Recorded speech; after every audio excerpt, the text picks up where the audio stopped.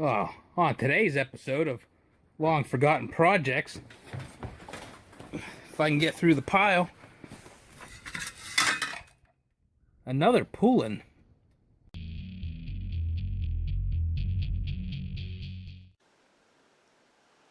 So this dirty old saw would not be my first choice of a saw to revive.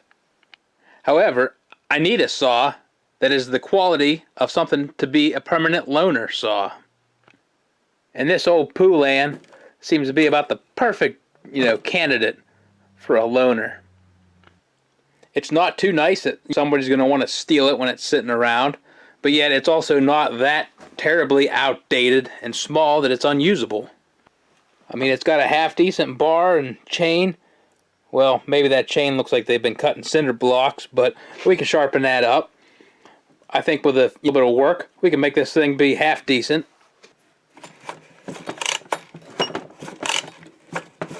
The compression feels adequate, but most likely marginal.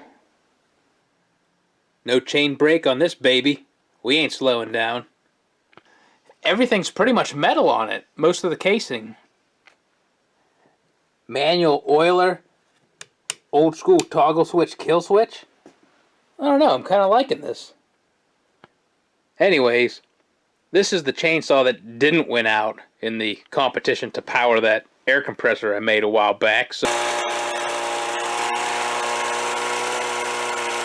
we might as well put it to some use other than holding down the floor in the barn. So we pulled off the side panel and knocked a bunch of stink bugs and other debris out of there. Don't worry about that rust on the chain.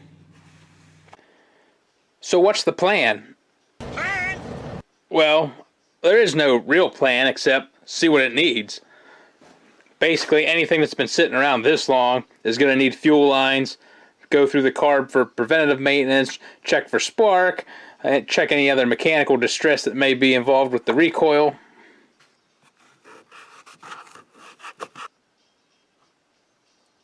$1979. Wow, I didn't think it was quite that old. I mean, if you know exactly what year this thing is, let me know in the comments. It probably really won't matter because we're just going to hack together whatever parts we can find, but I'll have to see what year they actually mandated the chain brakes. That became a thing, so.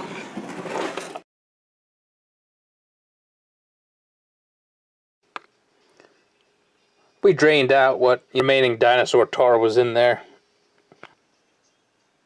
Oh, that's nice. It gives the displacement right on there.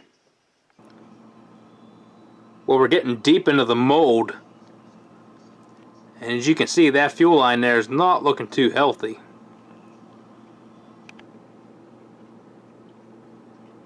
Maybe we could have got another couple hours out of that. Well, dang, that was easy.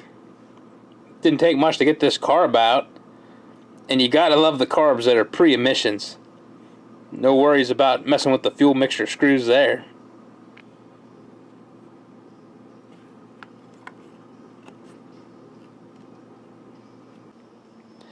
I gotta give some credit where credit is due. They just used a plain old piece of fuel line for the fuel system. None of those crazy pre-molded and specialty type fuel lines that you have to buy specific to the saw. Well, we went through the whole hoarder's stash and we couldn't find the right carburetor kit for this thing. So unfortunately, we're going to have to buy some new parts and wait for those to come in.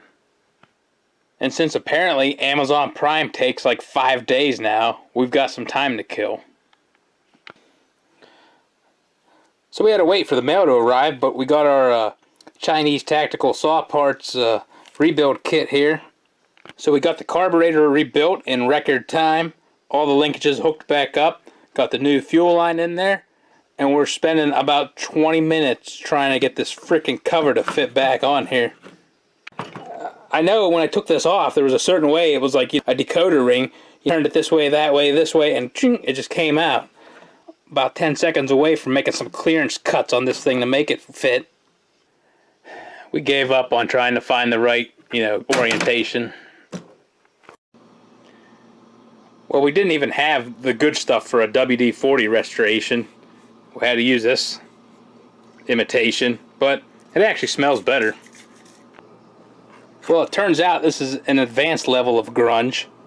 It's not your run-of-the-mill dust. This is a combination of weld spatter that's burnt on there and paint overspray. So I guess that's how she's going to be. It's a good theft prevention method. Well, what am I thinking? That's patina. There we go. We're about ready to fire this thing up and, well, see how much of a disappointment it really is. Pulls over with, we're going to call that strong compression. Hopefully we mix the oil a bit rich and those rings will fix themselves. But